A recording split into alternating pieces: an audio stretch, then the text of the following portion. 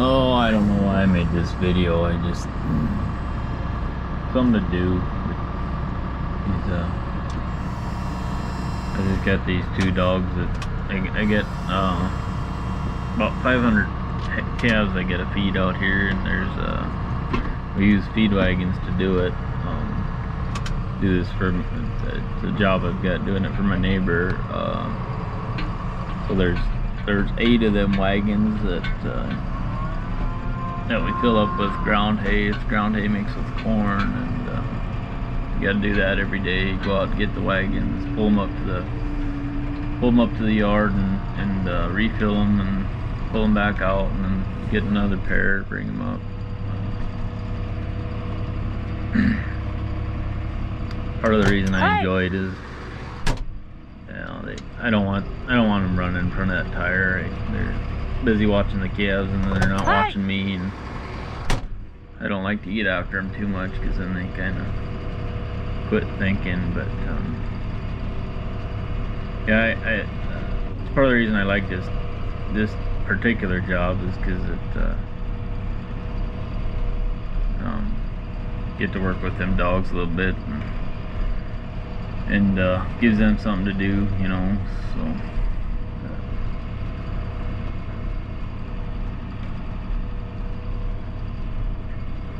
these ice bowls, most people, this would be boring as heck. It's really not very interesting. It's just, I don't know, like I say, I don't know why I made it, but might be interesting to somebody, I guess.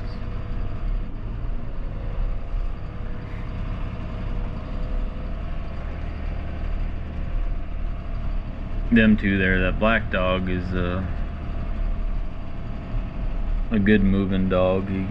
He can get a lot done. That hairy red one, she's a lot more of a sticky dog. She's a really smart dog. She always knows where to be, but she's not she doesn't necessarily make a whole lot happen. When I first started bringing them dogs out here, I'm getting up to the yard here now. I'll have to get out, open the gate, and that's why it's nice to have them critters helping me, is because then I can just leave this gate open, and I don't have to be fighting with them calves every time. I can just leave the gate open, pull in, fill up, pull out, get another one, come back. It probably saves at least a half hour off of each time every day I do this. Probably more than that. So it's saving the owner money.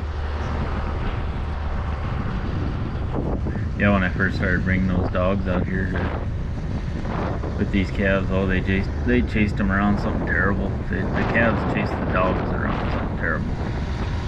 You know, they're yearlings, and they're feeling good, and they gotta just play with everything. And but there's 500 of them, so it gets a little intimidating for one of them dogs, trying to. But it was about 3 days of that, and then they got their heads on straight. I think it's good for the calves in that way, because then they learn to not just run after, like if a neighbor dog runs in there, or coyotes loping across there or something, they don't seem to get quite as worked up over it. Then again, maybe I'm just making excuses to bring them dogs along too. Yeah, that's the ground hay pile. We about every 2 weeks gotta have the grinder come out and does, I don't know, 150 bales or so, and we dump some corn in as he's grinding, so that corn goes through his hammer mill too, and it works pretty good. It spreads it out in that pile pretty good, so it's a pretty cost-effective way to do all that. Mixing all that into the feed there, and you can put that corn in some of that ground hay that's not really very good hay, and those calves will suck it up pretty good. But yeah, so that gate's open over there, and them dogs are just holding them, and I never taught them to do that. They just figure it out. they don't have any, they don't know any commands. They do something I don't like, I say hey, and that's about it.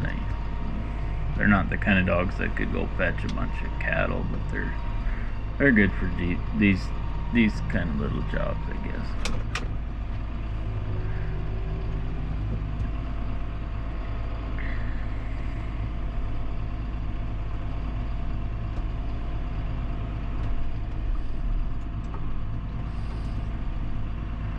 Yeah, I put 2 or 3 scoops in each wagon and pull them back out. If I pack them too full, then then that feed gets bound up in there and the calves can't get to it, and I have to go out there actually with a shovel and then try to loosen it up, and that's a lot of work for that much feed. It's a lot easier to just sit in the tractor and put the right amount in there the first time and not have to fight with it.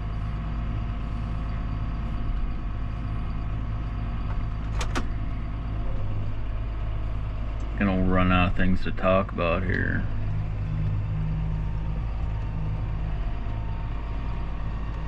There's a couple times those dogs would let a couple calves in, one of the times we ground, we had to do it right by that gate there, and so I was right there at the gate filling them wagons, and that pile was right there too, and there was a big pile of corn there too, and of course those calves want to get into that, and there was a couple times those dogs let a couple calves in, and they wouldn't. I'd get out on foot to put them back out, and those dogs wouldn't let me put them back out. It's kind of aggravating at the time, but it's kind of funny looking back on it, because they think they're supposed to watch that gate right there, and so apparently at that time they thought they were supposed to watch it both directions. They did get to where they kind of just stand still while I was putting them back out the other way, but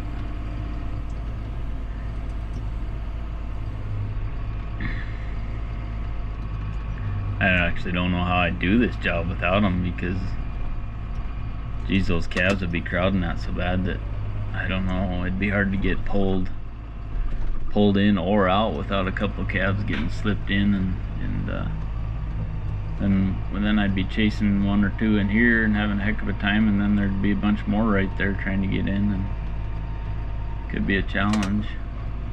I guess otherwise I could just drive with my hair on fire in road gear out there with them wagons so them calves can't keep up, but that's hard on stuff too. Them tires on them wagons aren't a very heavy duty deal, so end up fighting with them fairly often. That's part of the reason I don't want to be going very fast either. It's hard on them, especially when they're loaded.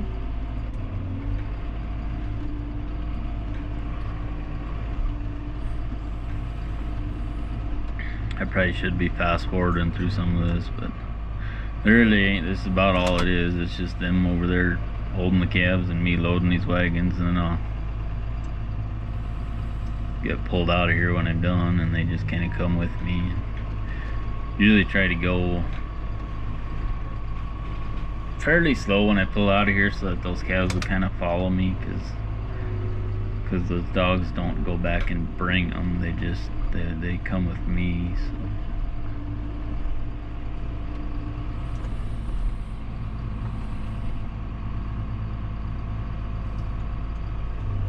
I made that little kickstand that's on that tongue that you can see on the left side there. So I was having to get out every time and put a pin on that tongue to hook it to the drawbar, which is fine, but it's a lot of in and out, and you gotta get climbing in and out of the tractor, and you gotta know where to park it just right so that those holes will line up, and so I finally I made that little kickstand, which I just leave on there, and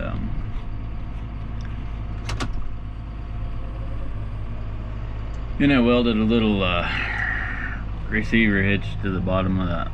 Oh, there's a bale carrier on that 3-point, and so it's got a pin that sticks up, so it just I lower it down below and pick up the tongue from the bottom with that pin, and that way I don't have to get out of the tractor. That saves quite a bit of time too. And when it's 5 degrees out and the wind's blowing 30 miles an hour, it ain't real enjoyable. You'll be climbing in and out of there a whole lot. Wind catching the door and everything else.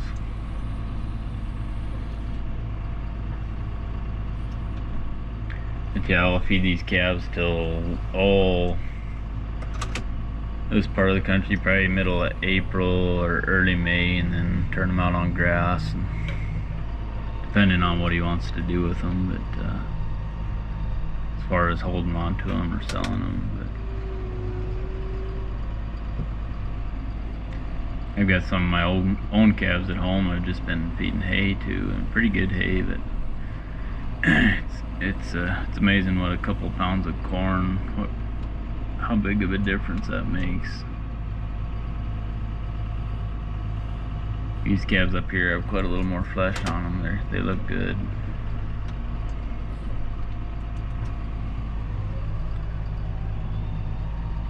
Really haven't had any problems with them. A couple sore feet, and that's been about it. There's a creek runs through the middle. This is not really a feedlot. It's I don't know, 150-acre hay field that we feed on. It's really good for them calves. I can have all that room to move around, and they spread all their fertilizer out on that hay field instead of piling it up in some corral somewhere. And this part of the country, that seems to work pretty good. It's barbed wire all the way around, but he did put a one strand of hot wire. It's a barbed wire, but it's electrified, middle of the way through, and that goes all the way around this piece, and it's kind of good for those calves. Learn to respect it a little bit, I guess. I don't know. That way they're not, because it can be kind of hard to keep calves in a fence sometimes, especially this many of them. They'll go to rubbing on it or something, and they get bored and start poking their heads through, and before you know it, half their body's through, and then the whole calf is through, and then they got to tell all their buddies, and then they all got to climb through the fence too.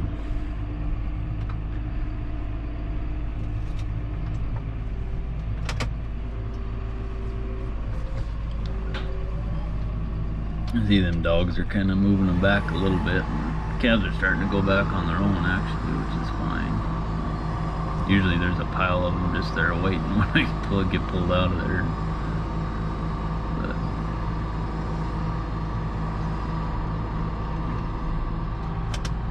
But yeah, we're finally about to the end of this video.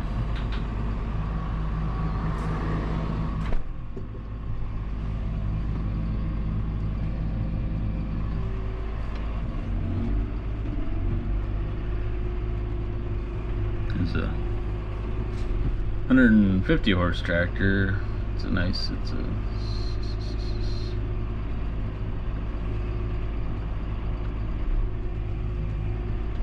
I like these 6-cylinders. They got a lot of, you can just about take off in road gear if you had to.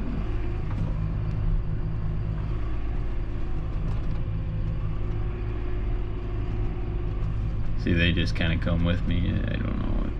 I suppose if they was really good, they'd be back there and bring the calves along, but just seems to work fine.